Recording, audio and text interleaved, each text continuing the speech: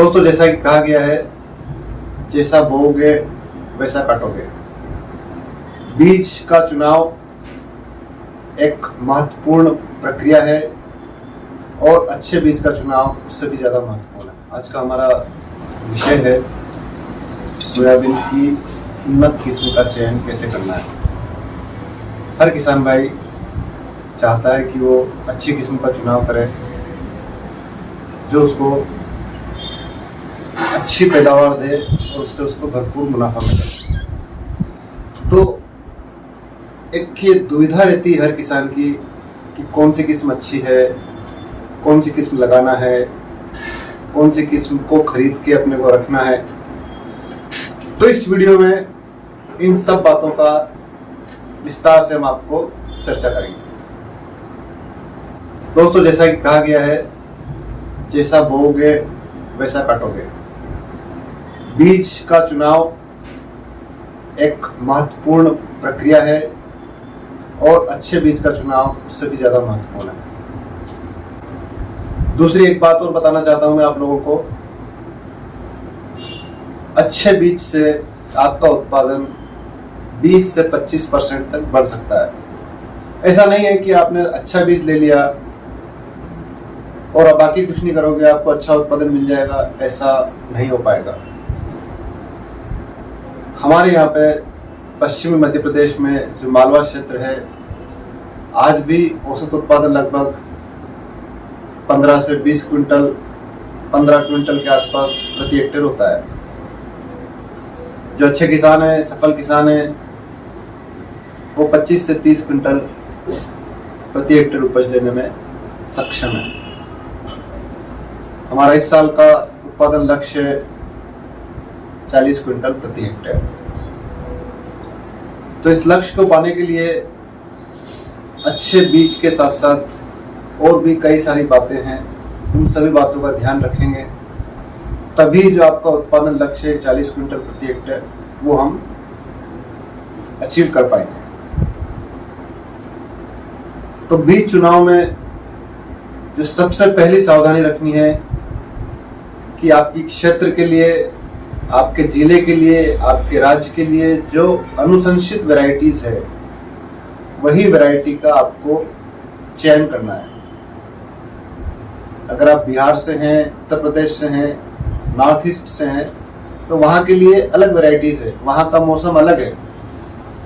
जो वैरायटीज वहाँ होती है वो वैरायटीज मध्य प्रदेश, महाराष्ट्र में नहीं हो पाएगी। जो महाराष्ट्र में होती है वो मध्य प्रदेश में नहीं हो पाएगी।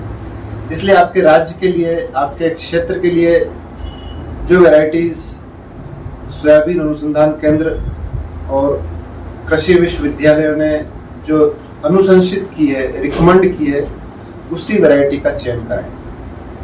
कुछ वैरायटीज जो महाराष्ट्र की है उसे आपको मध्य प्रदेश में नहीं लगाना है। जो मध्य प्रदेश के लिए अनुशंसित है उनको आपको बिहार में, उत्तर प्रदेश में नहीं लगाना है। इससे कोई फायदा नहीं होगा, इससे कुछ न कुछ आपका नुकसान ही होगा।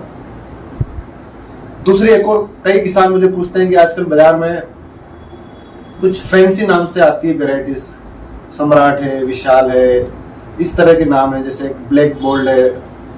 तो इस तरह के जो भी फैंसी नाम है ये एक प्राइवेट किस्में हैं जो कृषि अनुसंधान केंद्र से चोरी करके अपने नाम से बनाते हैं, बेचते हैं। तो इन वैरायटीज को हमें नहीं खरीदना है। हमें वही वैरायटीज खरीदना है जो कृषि विश्वविद्यालय, कृषि विज्ञान केंद्र, सोयाबीन अनुसंधान केंद्र द्वारा विकसित है और अनुमोदित है। मध्य प्रदेश में अधिकतर वैरायटीज JS मतलब जवाहरलाल नेहरू कृषि विश्वविद्यालय जबलपुर, JS जवाहर सोयाबीन के नाम से ये सीरीज चलती है JS। जैसे NRC है, जो सोयाबीन अनुसंधान केंद्र है, उसकी वैरायटीज NRC के नाम से आती है। PS सीरीज है, पंत सोयाबीन जो उत्तर प्रदेश में है, वहां से आती है पंतनगर सोयाबीन। तो इस तरह से जो कृषि विश्वविद्यालय हैं वो वैरायटीज को डेवलप करते हैं। एक वैरायटी को डेवलप करने में करीबन 8 से 10 साल लगते हैं और इसके ऊपर काफ़ी मेहनत किया जाता है, काफ़ी रिसर्च किया जाता है। कुछ वैरायटीज़ आज से 20 साल पहले रिलीज़ हुई है, कुछ वैरायटीज़ 15 साल पहले, कुछ 5 साल पहले, कुछ 2 साल पहले। तो हमें इस बात का ध्यान रखना है कि जो वैरायटीज़ पिछले 2-3 साल में, 4 साल में रिलीज़ हुई है, हमें उन्हीं वैरायटी का उपयोग करना है। 4 साल से पुरानी वैरायटी अगर कोई रिलीज़ हुई है, जैसे एक उदाहरण देता हूँ, 9560, आज 20 साल हो गए इसको रिलीज़ हुए, तो हमें 9560, चाहे वो बहुत बढ़िया वैरायटी, हमें उसको उपयोग में नहीं लेना है। पिछले 4-5 साल में जो वैरायटीज़ रिलीज़ हुई है वही उपयोग में लेना है। उसका एक कारण है कि जो नई वैरायटीज़ रिलीज़ होती है उसमें जो नए नए बीमारियां लग रही है, रोग लग रहे हैं, उसके प्रति वो मध्यम, कोई वैरायटीज़ मध्यम प्रतिरोधी होती है, किसी वैरायटीज़ में इस तरह की बीमारी, वायरस, गर्डल बिटल, इस तरह की बीमारी उनमें नहीं लगती है। तो जो नई वैरायटीज़ होगी उसमें वैज्ञानिक इस बात का ध्यान रखते हैं कि विषम परिस्थितियों में वो अच्छी तरह से अच्छा पैदावार दे। 2 तरह की वैरायटी होती है सोयाबीन में। एक जल्दी पकने वाली वैरायटी होती है जो 80 से 90 दिन में आती है।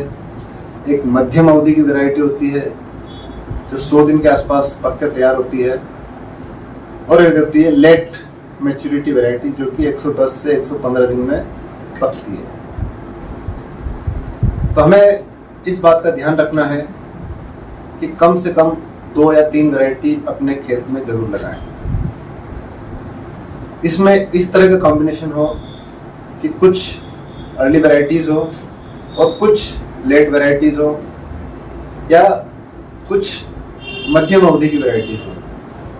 तो बारिश कभी कुछ आगे पीछे होती है तो उससे आपका वो संतुलन बना रहेगा।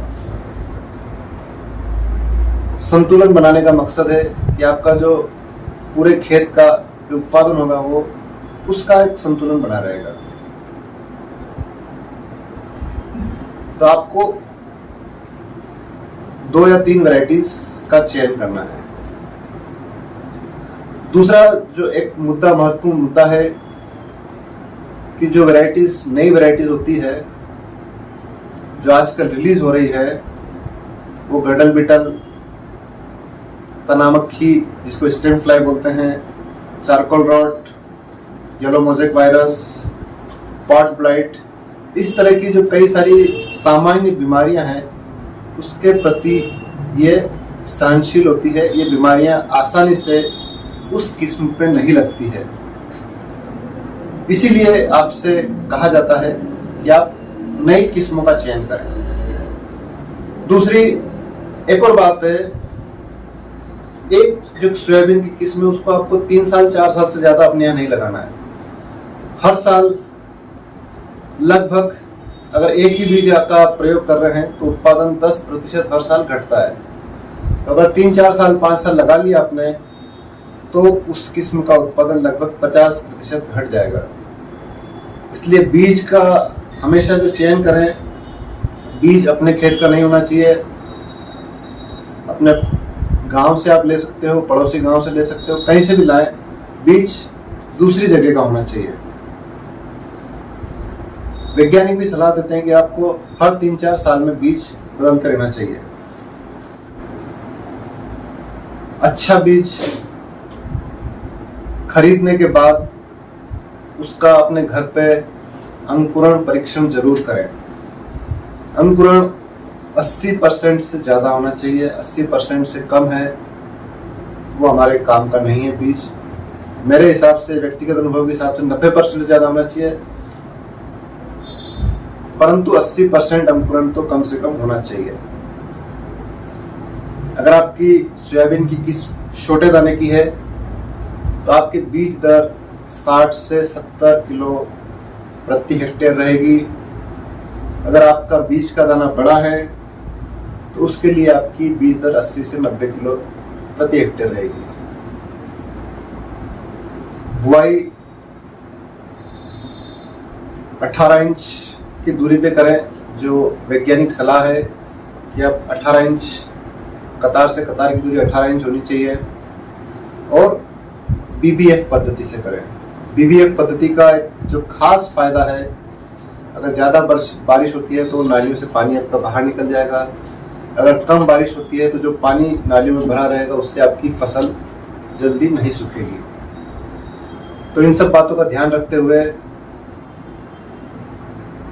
एक और प्रश्न जो मेरे पास अक्सर आता है कि सर ये बीज, सोयाबीन के जो बीज हैं, अच्छी किस्मों के बीज वो कहाँ से मिलेंगे। दोस्तों, बीज मिलने के 3-4 मुख्य स्रोत होते हैं।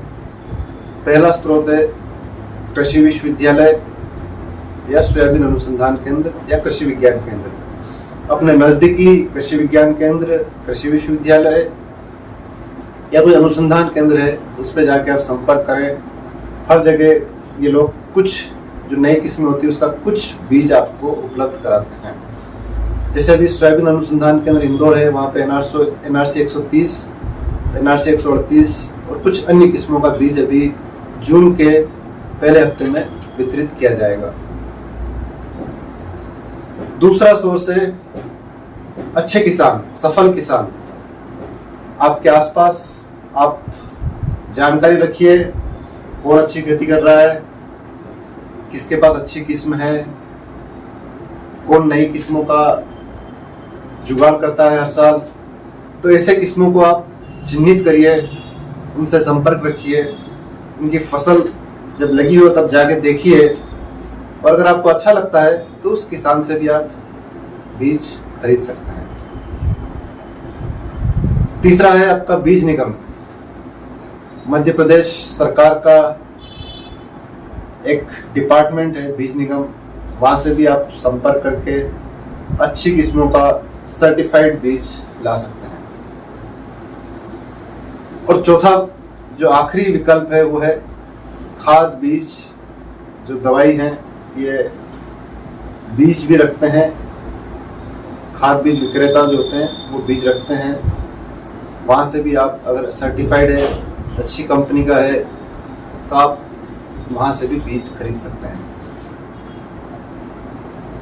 उम्मीद है दोस्तों इस वीडियो के माध्यम से आपके कुछ प्रश्नों का आपको जवाब मिला होगा। फिर भी अगर आपके कोई सवाल है, सुझाव है, प्रतिक्रिया है तो नीचे कमेंट बॉक्स में लिख के मुझे अवगत